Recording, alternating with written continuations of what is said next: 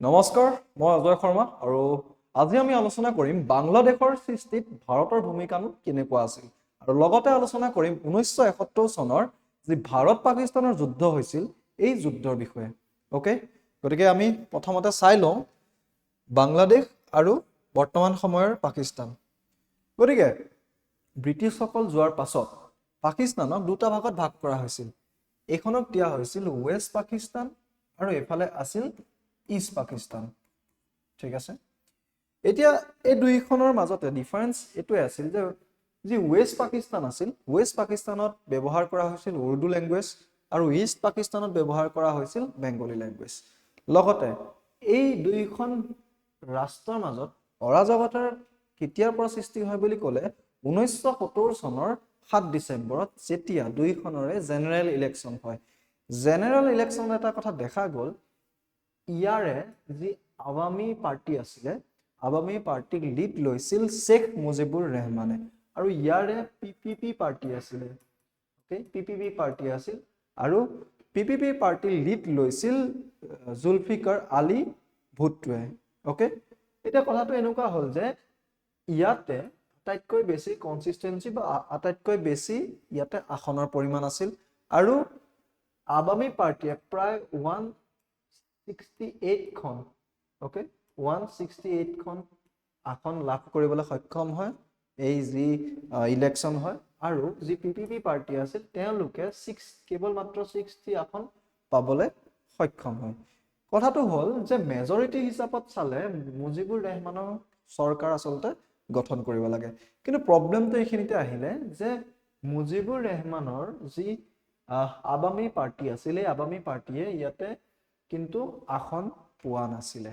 ঠিক আছে, গতিকে তাৰ কাৰণে কি হৈছিল, পাকিস্তানৰ এই যি পাৰ্ট আছে এই পাৰ্টৰ লোকে বা এই পাৰ্টৰ লোকসকলে মুজিবুৰ ৰেহমানক বা মুজিবুৰ ৰেহমানৰ যি পাৰ্টি আছিল পাৰ্টিৰ কাৰণে তেওঁলোক অনুগামী নাছিল।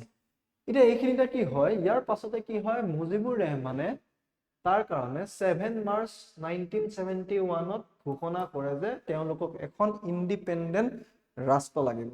আৰু এই যি ঘোষণা আছিল এই ঘোষণাৰ পাছতে আচলতে পাকিস্তানে কি কৰে, বাংলাদেশৰ ওপৰত অত্যাচাৰ কৰে বা অৰাজকতাৰ সৃষ্টি কৰে।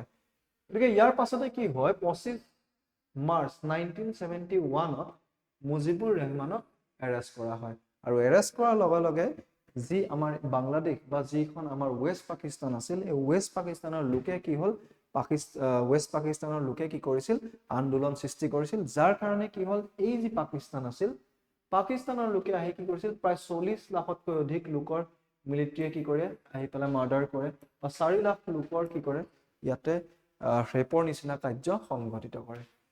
গতিকে এনেকুৱা ধৰণৰ অত্যাচাৰৰ ফলত এটা কথা স্পষ্ট আছিলে যে এই অত্যাচাৰৰ কাৰণে কি হৈছিল, বাংলাদেশৰ বহুখিনি লোক ভাৰতবৰ্ষলৈ অনুপ্ৰৱেশ কৰিছিল বা প্ৰৱেশ কৰিছিল। আৰু সেই সময়তে ভাৰতবৰ্ষৰ যিগৰাকী প্ৰধানমন্ত্ৰী আছিল তেখেত আছিল ইন্দিৰা গান্ধী।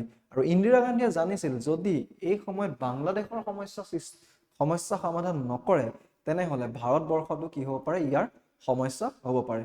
সেইবাবে ইন্দিৰা গান্ধীয়ে কি কৰিছিল, ইন্দিৰা গান্ধীজীয়ে সেই সময়ৰ আৰ্মি চিফ ছেম মানিকছক কৈছিল যে তেওঁ পাকিস্তানক এটেক কৰে, কিন্তু ছেম মানিকছই সেই সময়ত পাকিস্তানক এটেক নকৰো বুলি এটা কথা কয় যে নো ৱাৰ টিল নৱেম্বৰ, অৰ্থাৎ নৱেম্বৰ মাহলৈকে কি নকৰো, কোনো ধৰণৰ যুদ্ধ নকৰো। ইয়াৰো কিছুমান ৰিজন আছে, কাৰণ এপ্ৰিলৰ পৰা নৱেম্বৰ মাহৰ ভিতৰত আটাইতকৈ বেছি বৰষুণ হয় বা বাৰিষা কাল হয়, য'ত যুদ্ধৰ কাৰণে সুবিধা নহয়, বা এই সময়তে কি কৰিব, আমাৰ যিবিলাক সৈন্য আছে সৈন্যক কি কৰিব, ট্ৰেইনিং কৰাব।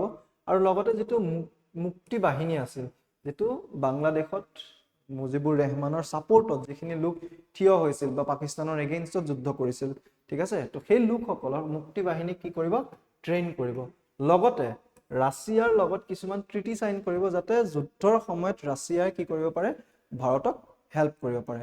আৰু লগতে যুদ্ধ বুলি কোৱাৰ লগে লগে কি হয়, ডাইৰেক্ট যদি ৱাৰ আৰম্ভ কৰি দিয়ে, ৱাৰ আৰম্ভ কৰাৰ লগে লগে কিছুমান ইণ্টাৰনেশ্যনেল ৰিলেশ্যনৰ কিছুমান কথা থাকে।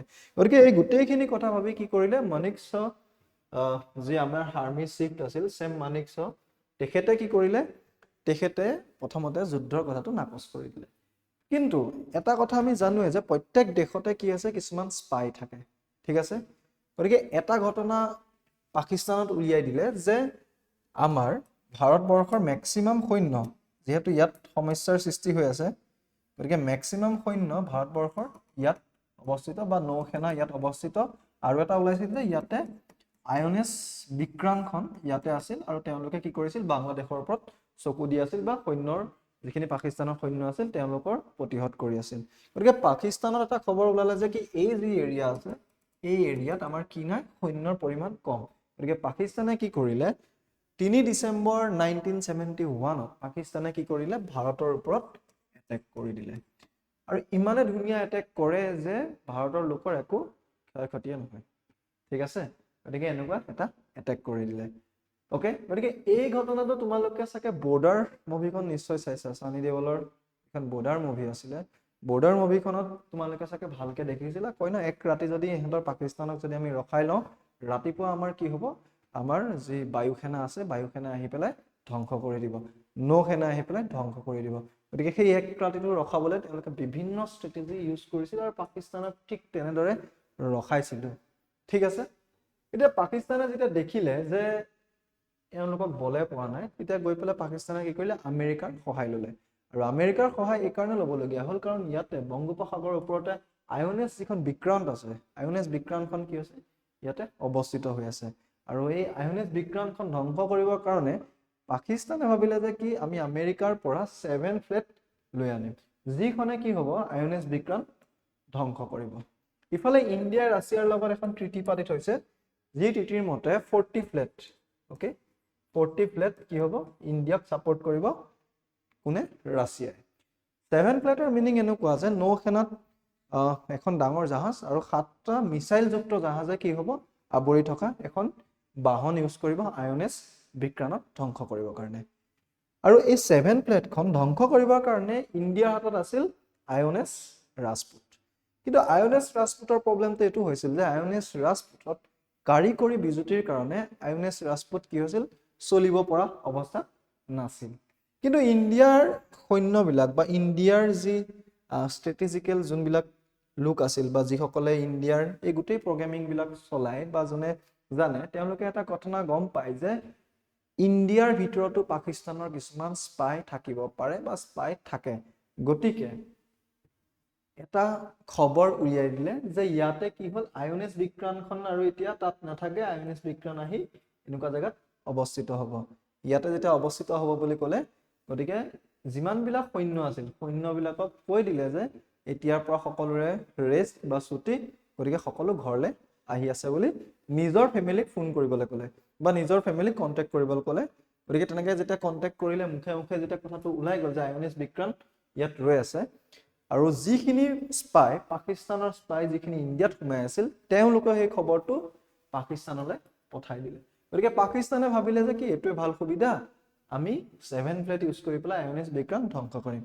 কিন্তু ইয়াতে আইএনএছ বিক্ৰান্ত নাছিল, ইয়াতে ৰৈ আছিল আইএনএছ ৰাজপুত।